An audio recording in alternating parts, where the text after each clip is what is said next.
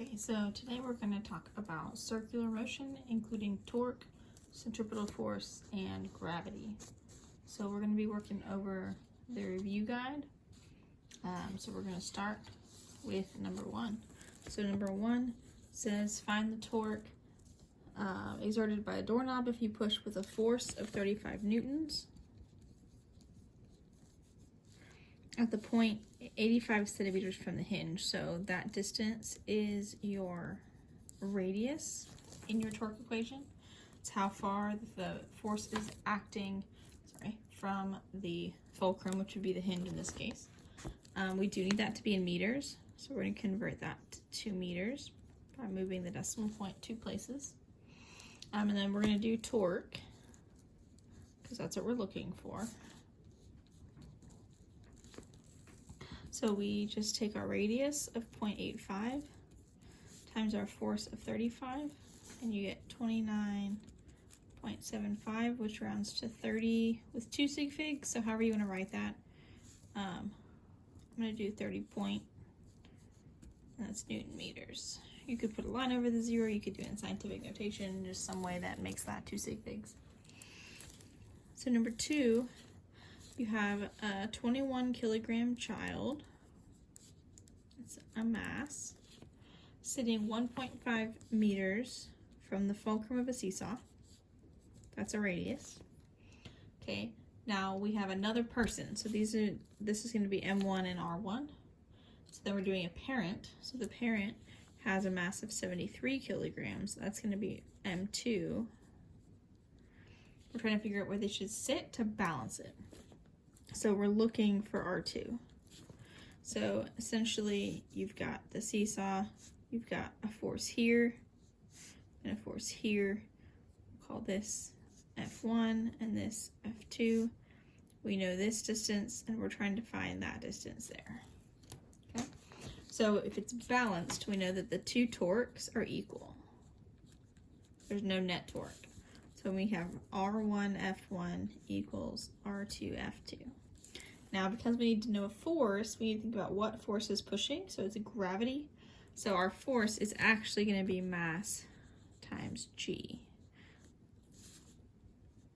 So for both of them, you can put that in. And G is going to cancel because it's on both sides. You can put it in there if you want. But we're looking for R2. So I'm going to divide M2 over.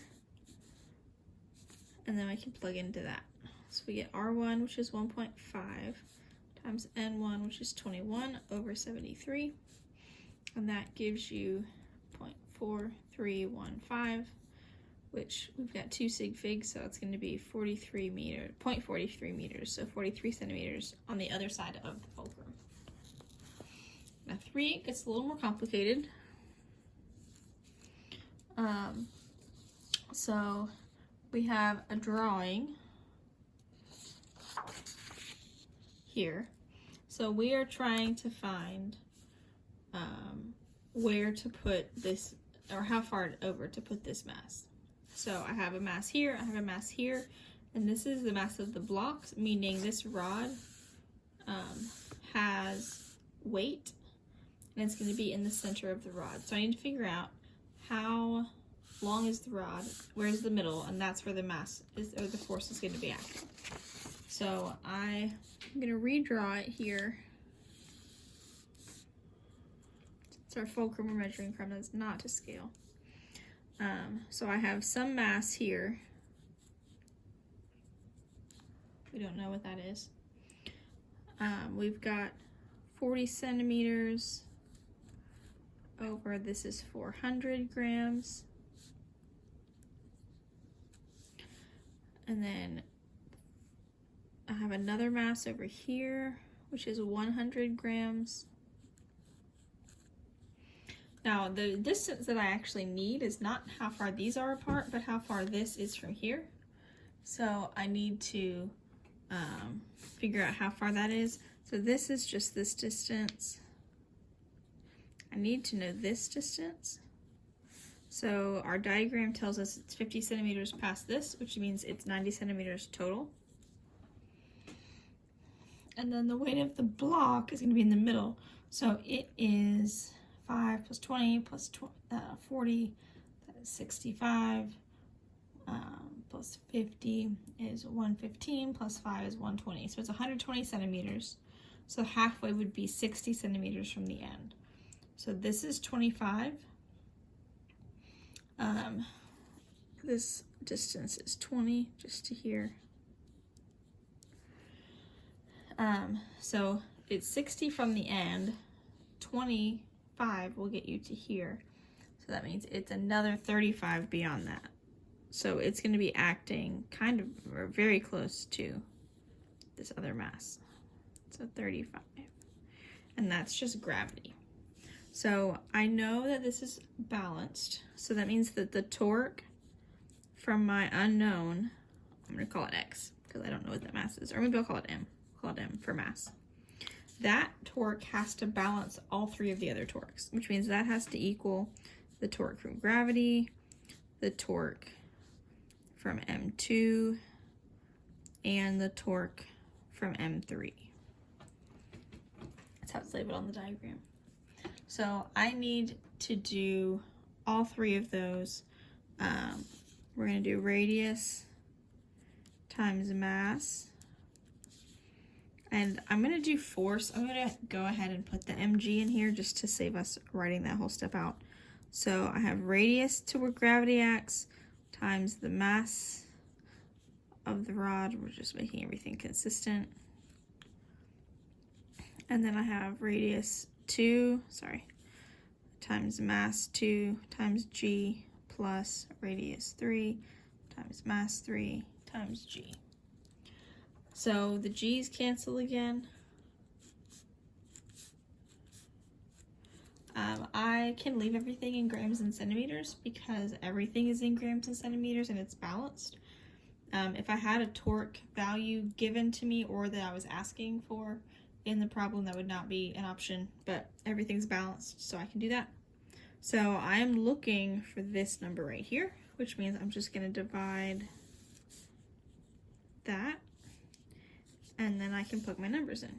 So to find the mass, you do the radius to where gravity acts, which is 35, times the mass of the block, which was 150, plus the radius to where 2 was, which is 40, and the mass of 2, which is 400, and then the radius to number 3, which is 90, times the mass of number 3, which is 100, and I'm going to divide the whole thing by 20 because that's where that is hanging. If I do that, I get 1512.5. So with the sig figs that I have, technically a lot of them have 1. So I would go 2,000 kilograms. I had a note on there that I think I deleted to give it as 2 sig figs. So I think my answer key has, not kilograms, grams. I think my answer key has 1,500. Because I think I deleted the 2 sig fig note. But that's what you should end up with, and then round from there. It's pretty heavy, but it's balancing out a lot of things. So now I'm going to go to number 4. Sorry. So number 4, how hard would you have to push? So that's a force. Okay. How hard would I have to push to exert 45 Newton meters of torque if you were exerting the force 8 centimeters from the fulcrum? So again, I need to convert that into meters because we have a meter here. So I'm going to make that 0.08 meters. And then it's just a pretty straightforward torque problem. I'm just solving for force. So I'm going to divide my radius over. So I get 45 over 0.08. And then my answer is going to be 562.5, which is going to round to 560. So it's pretty hard. That's the weight of a small person. So number 5, we're going into gravity now. So remember our gravity equation. This is straight up just plugging into the gravity equation. So remember, this is our equation for that. So I'm given 2 masses. Let's keep this not focusing. I'm given 2 masses and a distance. So my mass 1 is 5.2 kilograms.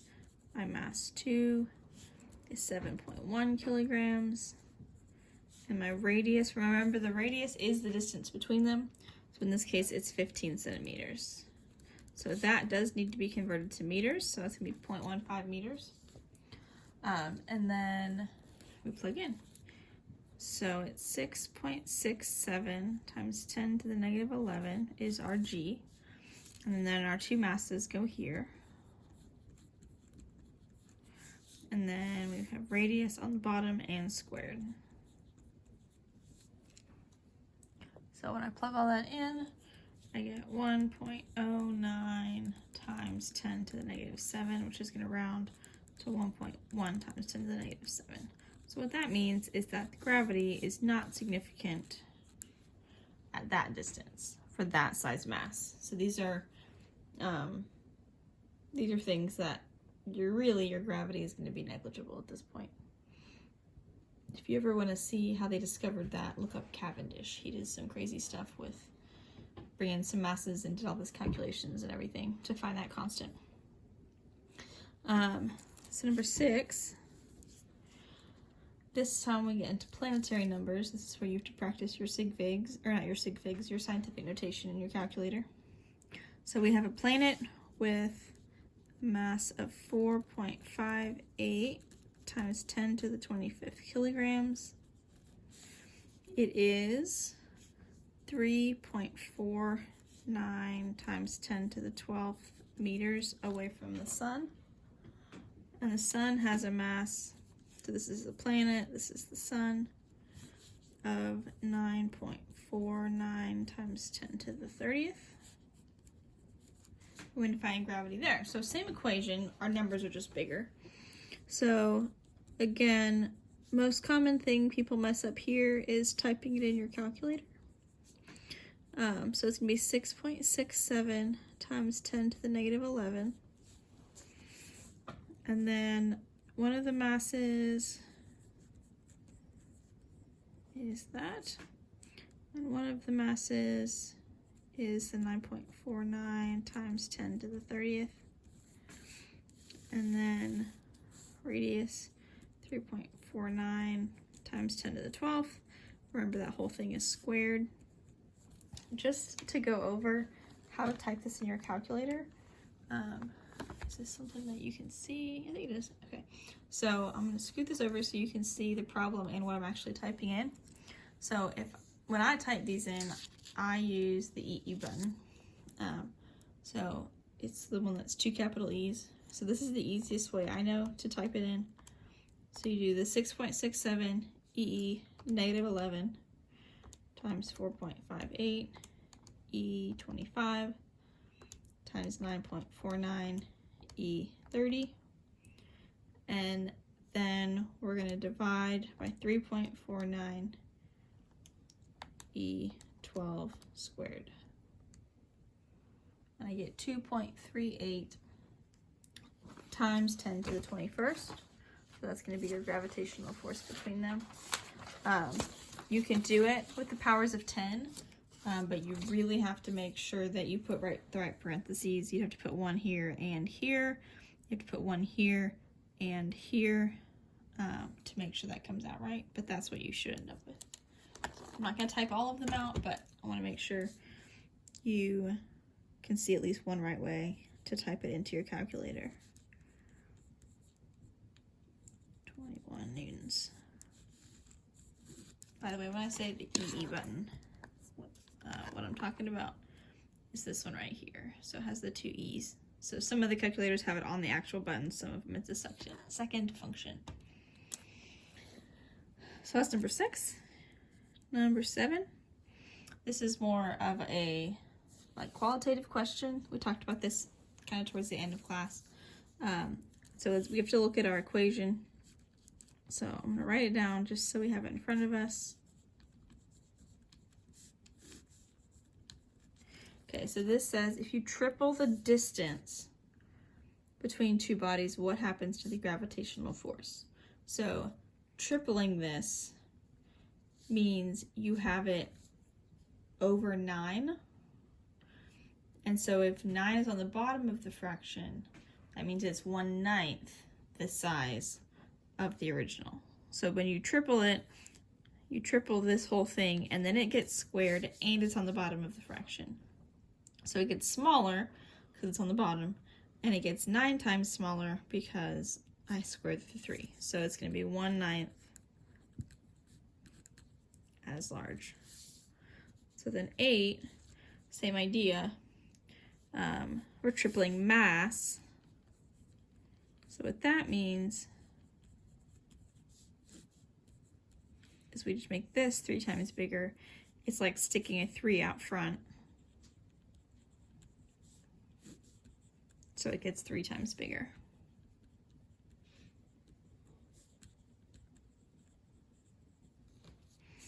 And then number 9, if you can survive an acceleration of 12 g's, what acceleration is that? Remember we said a little g is 9.8, so you know that number. So when you hear g's, 12 g's is just 12 times 9.8, which is 117.6, so about 120 meters per second squared. The amount of g's you can experience varies based on what direction. So front to back, the g's are different than side to side and top to bottom. So which axis you're accelerating on does actually drastically change the amount of acceleration that you can experience and still be okay. I don't remember which one that is. Okay, so then for 10, what force is required? We're looking for a force on a 61 kilogram person, so that's a mass, traveling around a ride at 3.4 meters per second.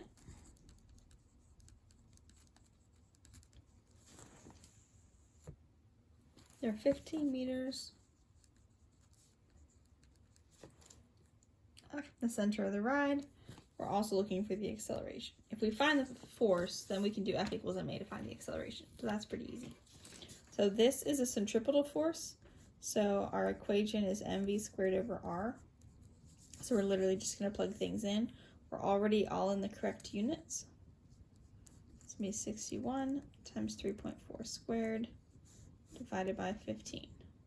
So we type that in, and we end up with 47.01. So 47 newtons. For the acceleration, again, literally, you just do your force divided by your mass,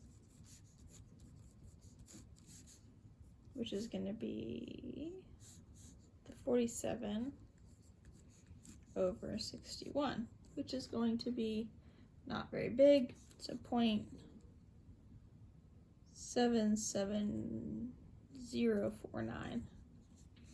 So 0.77 meters per second squared, because it's an acceleration. Okay.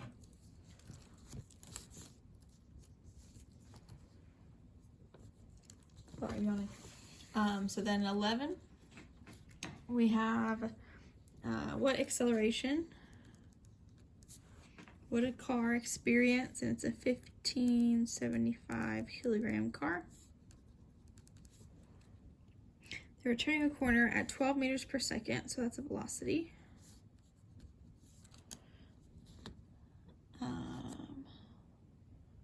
Radius of 35 meters. And what force did it experience? So this one we're going to find A first, and then we're going to find F.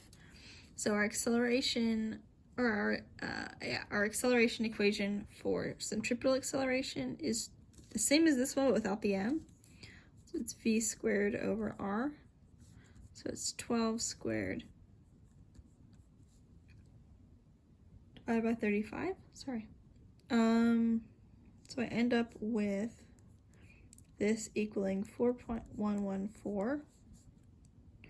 So 4.1 meters per second squared.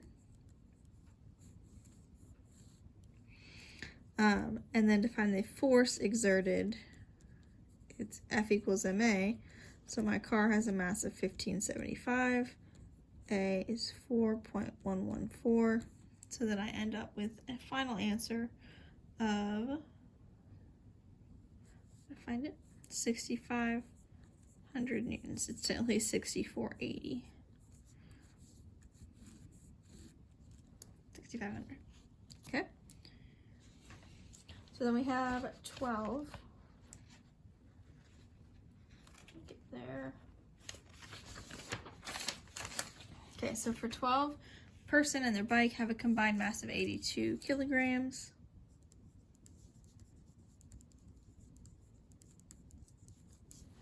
Okay. Driving around a corner. Radius is 4.7.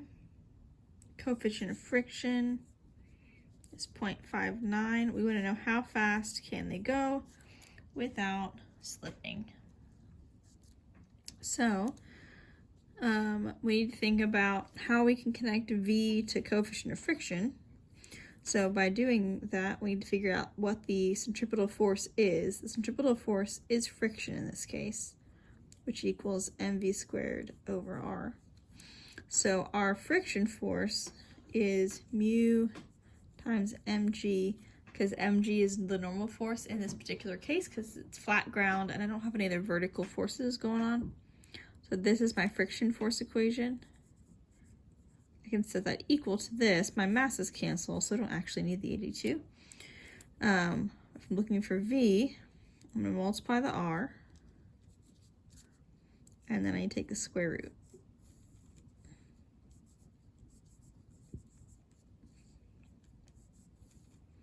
Looks like rug a little bit.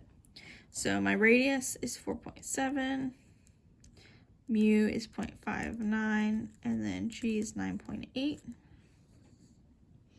So I'm going to multiply all that stuff together, and I end up with a velocity of 5.2 meters per second. So that just means if you go faster than that, then your wheels are going to slip and you're not going to actually be able to finish the curve. So you need to either slow down or go around a wider circle. Excuse me. So we have two more. There's not enough room on this page for number 13. So 13 is a planetary one. These ones are just a little longer sometimes, depending on what you're asked for. So Venus orbits the sun at a distance of, it's a radius, 1.08 times 10 to the 11 meters. Okay. Sun has a mass of 1.99 times 10 to the 30th kilograms. I'm looking for the linear velocity of Venus. That's regular V. So I need to go back to, again, what is causing the centripetal force? In this case, it's gravity. So G m1 m2 over r squared, mv squared over r. Remember, this is the mass that's going in the circle, so this would be Venus in this case. So that's why we don't need the mass of Venus. And the mass that's left is the sun's mass. So I'm looking for V. I can also cancel the radius. One of these can cancel with one of those. So I'm left with G m1 over r equals V squared. So once I take the square root, then I'm ready to plug numbers in. So V is the square root of 6.67 times 10 to the negative 11. And then the mass of the sun, 1.99 times 10 to the 30th. And then radius, 1.08 times 10 to the 11. And then I end up with an answer of 35 0.057. So it's about 35,100 miles or meters per second. So that answers the first question. And then we also need to know orbital period. So remember, period is the time it takes to make one orbit. So think about the fact that this is a linear velocity. So it's a distance over a time, and your distance is the circumference of a circle, and then t is the time it takes to make one circle. So we're going to do 2 pi, then times 1.08 times 10 to the 11 divided by t. So I'm solving for t, so what I can do is essentially multiply by t on both sides and then divide by v. And then what ends up happening is you essentially switch your v and your t. So our v, our 35,100, is going to go here. So when I get all that multiplied out, I get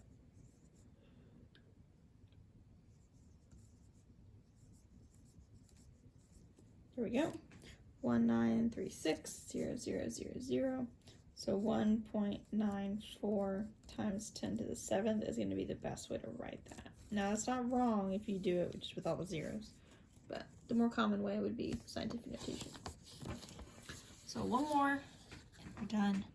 So a child is swinging a ball on a string in a horizontal circle with a speed of 4.7.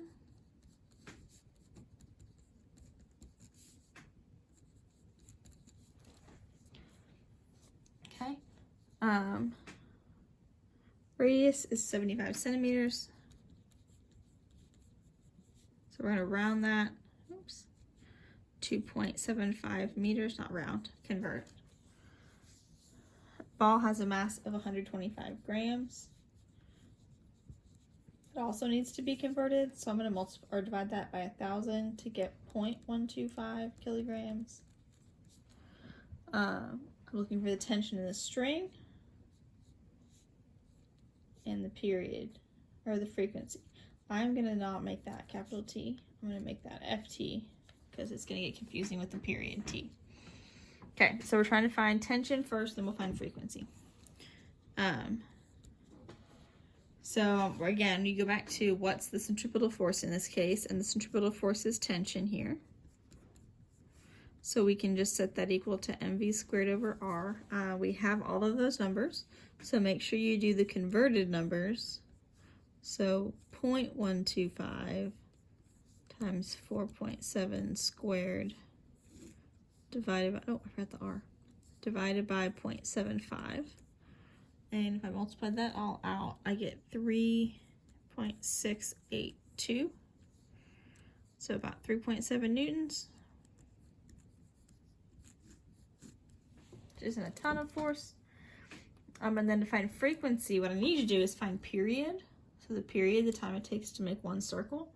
And then I do 1 over that, and then I'll have the frequency. Because remember, frequencies is circles per second, and period is seconds per circle. So they're just inverse of each other. So we're going to start with what we know about speed.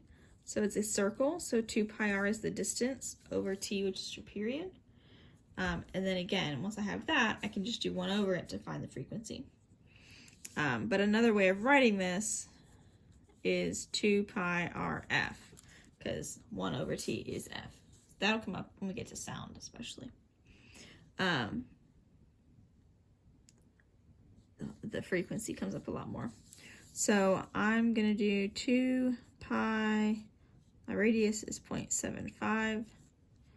This is my f. I should have gone ahead and swapped those. So I'm going to, well, we can go ahead and plug this in. 4.7.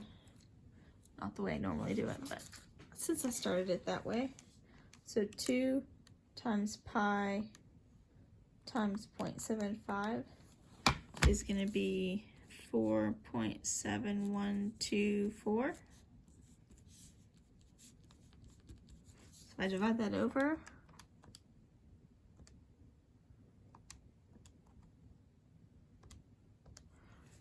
I get 0.99737. So that would round to 1.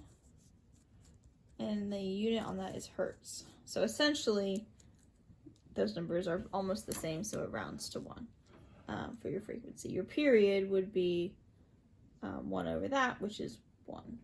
So it just means we landed at 1 second per cycle. So that is our review guide. Please let me know if you have any questions.